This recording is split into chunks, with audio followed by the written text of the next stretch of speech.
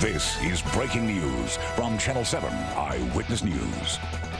The breaking and horrible news unfolding right now in Eastern Europe. The Russian invasion of Ukraine now underway. What very likely could be the beginning of a devastating war playing out on the European continent. Much of the operation happening in eastern Ukraine in the Donbass region, but sounds of explosions also being heard right now in the capital city of Kyiv.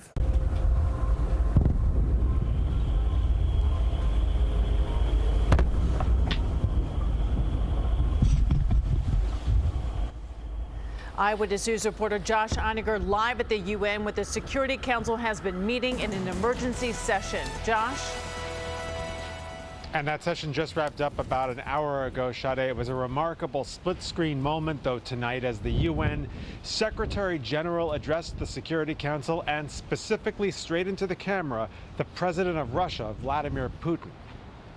If indeed an operation is being prepared, I have only one thing to say from the bottom of my heart. President Putin, stop your troops from attacking the Ukraine. Give peace a chance. Too many people have already died. Yeah, but those words were lost on Putin because at the precise moment those words were being spoken here in the Security Council in the UN building behind me, a pre-recorded message was released by the Kremlin in which Putin essentially declared war on Ukraine. And so one country has now invaded another on the European continent for the first time since World War II. Великий народе, велика Україна. Tonight, Ukraine's President Volodymyr Zelensky made an impassioned plea in Russian to the Russian people. Ukrainians want peace, he said, and recounted an attempt to contact Russian President Vladimir Putin today. The response, Zelensky recounted, silence. Putin remains defiant and seemingly on track to invade. He's amassed more than 150,000 troops along Ukraine's borders, facing down 250,000 Ukrainian forces in what the U.S. believes would be a violent and protracted war. Everything we've seen over the last 24 to 48 hours has Russia putting the final touches on having its forces in place across all of Ukraine's borders, to the north, to the east, to the south, to be ready for a full-on invasion.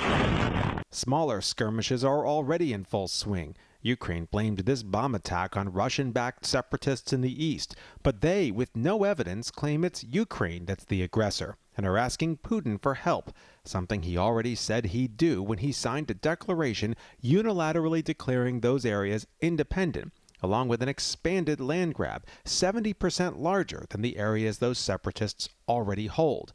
The U.S. says all of it is staged, a pretext for war. This is exactly that.